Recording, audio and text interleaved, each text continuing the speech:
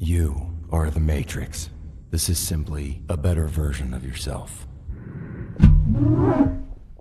The movie begins by showing an egg yolk being injected with a mysterious green liquid. The yolk then divides itself and creates a duplicate. The scene abruptly jumps to the Hollywood Walk of Fame, setting up the star of celebrity Elizabeth Sparkle. She is supposed to be the most sought-after star of her time, but as the years roll away, her brilliance fades away, and soon enough, she is just a blurred memory in people's minds. However, Elizabeth has refused to give up since she hosts a TV aerobic show called Sparkle It Up. One day after her show, everyone congratulates her on her birthday, and then uncannily she can't use the women's room. She enters the men's room and hides when she hears someone coming.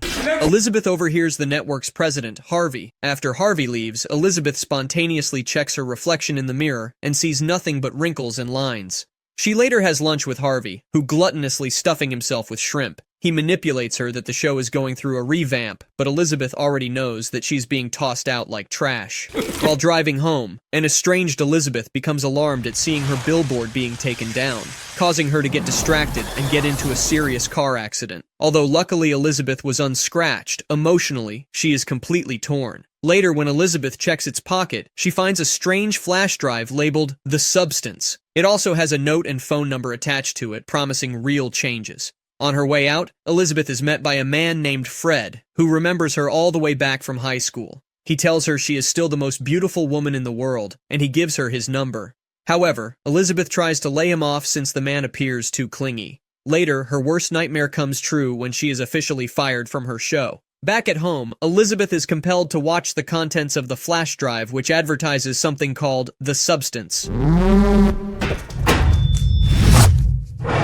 However, she would revert to her original state the following week, repeating this cycle continuously. Even with two versions of herself, she would never lose her original personality. She couldn't help recalling her glorious days in despair. Feeling lonely and longing for her prime days, she digs into the trash to retrieve the flash drive.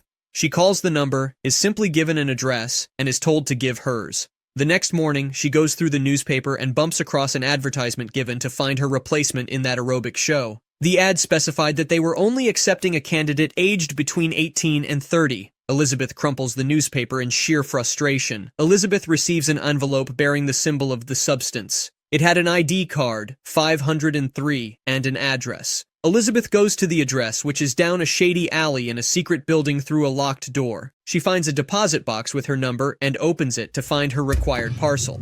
She returns home and opens the parcel to find an instruction manual, an activator, a stabilizer, the agent of change, and the necessary green liquid. Next, she stares at her reflection to scrutinize every inch and line of her body. She skeptically injects herself with the green fluid from earlier. At first, nothing happens, and Elizabeth chuckles knowingly. But then, out of sheer dizziness, Elizabeth falls to the floor in pain, while a giant slit opens up in her back. A younger, beautiful woman emerges from Elizabeth's back.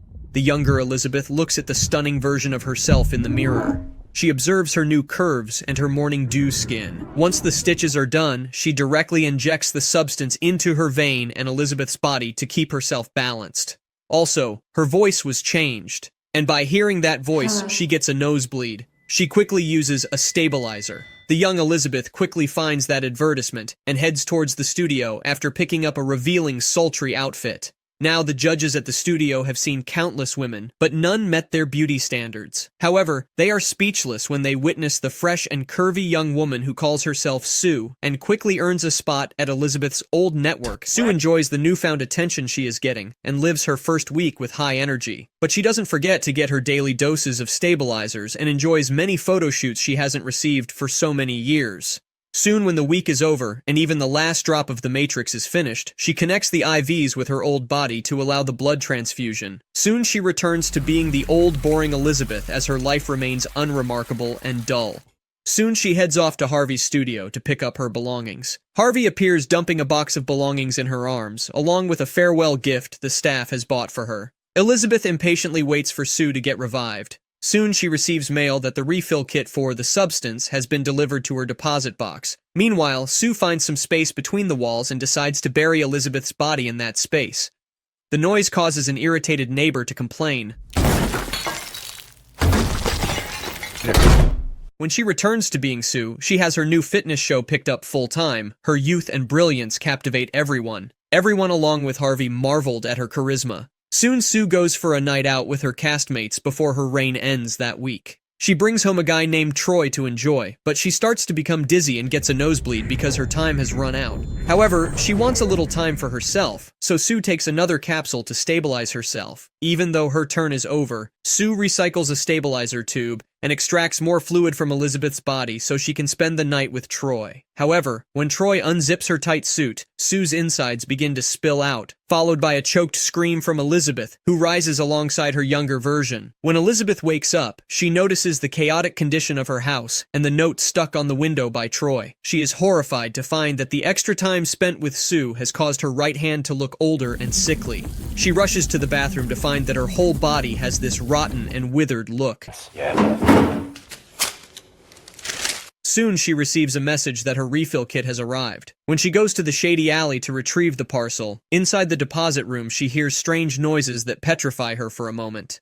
Elizabeth finds Fred's number and decides to take him up on his offer to go to dinner. He excitedly accepts and makes a reservation. That night, Elizabeth puts on her foxiest dress, and when she is set to head out the door after getting ready, she gets distracted by seeing the billboard for Sue's show staring at her outside her window. Elizabeth keeps going to the bathroom, removing or reapplying makeup until she realizes that her golden days have gone. She just becomes so bitter and frustrated that she keeps on ignoring Fred's messages, who tries to reach her out in vain. Finally, she bails on the date without contacting Fred again.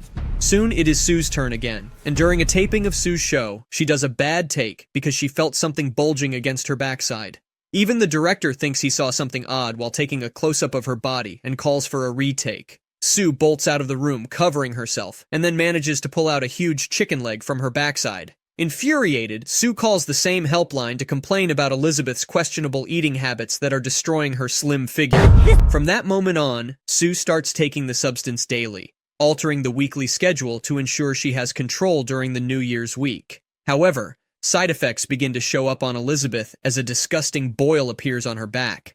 When Elizabeth wakes up, she screams upon discovering that almost half of her body has become rotten. As usual, she hysterically calls upon the operator to complain about how irresponsibly Sue is behaving as she is stealing more time than she should from the Matrix. The operator gives her a choice if she wants to end the whole situation, as she has the power to stop the whole process. But he warns her that the damage done won't be reversed, but she can always stop from getting worse. Despite the warning, Elizabeth refuses to go back to her miserable life and begins to feel psychotic effects on her mind. Elizabeth cooks innumerable dishes, calling Sue her cheap imitation. Elizabeth's ears prick up when the talk show host hits the last question about Sue's glowing beauty secret. I'm being told that you are going to host the New Year's Eve show. Can you confirm this? She slams the TV and locks the window so that she doesn't have to see that dimwit siren.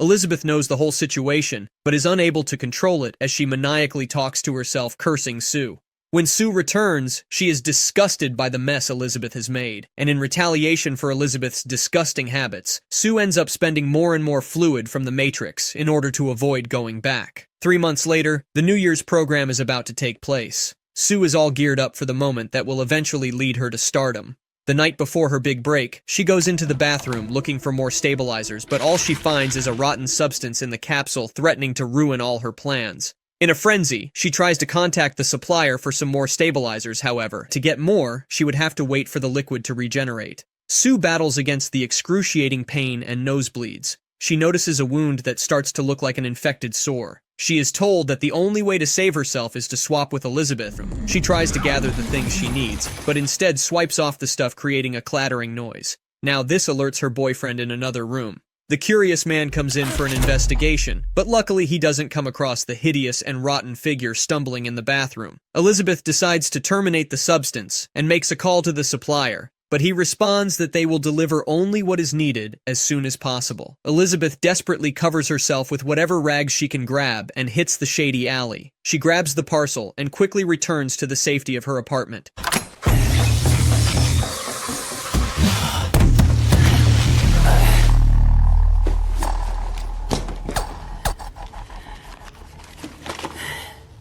Just as she was about to plunge it into Sue's chest, the man's voice echoes in her mind whether she really wants to do this. He warns her that this will not reverse her effects, but will let her continue to live the rest of her life as she is. She suddenly spots a bouquet with a motivational note and other messages received for her upcoming debut. Then she recalls her own glorious days when she was always in the spotlight. Suddenly, a wave of remorse crosses her heart for taking away the chance. She immediately stops short and doesn't inject the whole substance into Sue's body. Elizabeth tries to wake Sue up. However, despite Elizabeth's hysterical pleas, Sue's nose begins to bleed continuously. Sue wakes up abruptly, spitting blood. Both are bewildered to see each other, as they had never been conscious at the same time.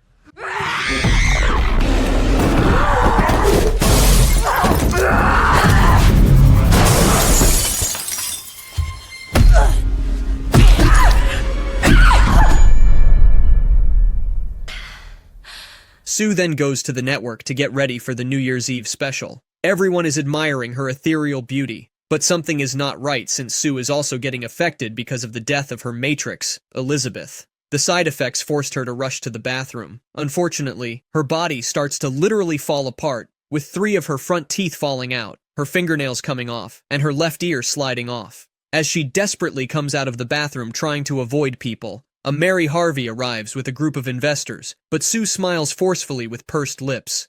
Sue runs back home in a dizzy state, desperate to fix things, and then finds the vial of the activator fluid and plunges the syringe into her body. But it was only designed for one-time usage. Thinking it will create another young body, it instead gives birth to an utterly disgusting creature, almost like a hideous brain-like crumpled monster. The monstrous Sue goes back to the studio with Elizabeth's face from a poster taped to it and fitting into Sue's dress. Now the people were waiting for the iconic debut of the beautiful aerobic girl Sue. Instead, a hideous monster approaches the stage, alarming everyone. Firstly, the face falls off and reveals its hideous visage to the audience, even some children. An infuriated Harvey attacks the monster and blows its head off with a mic stand, but the head regenerates. Its arm falls off and sprays the audience, covering the entire room in nothing but red goo. In a desperate attempt, the monster manages to leave the studio until it collapses and splatters into nothing. Emerging from it is a fleshy mass with Elizabeth's original face attached. She slowly creeps towards her Walk of Fame star, looking up with joy and imagining sparkles raining down on her as she is still hungry for fame, glory, and attention. Elizabeth flashes a final smile before she dissolves into a puddle of goo. In the morning, a floor scrubber washes away the puddle, leaving no trace of Elizabeth behind, indicating that every glory comes to an end.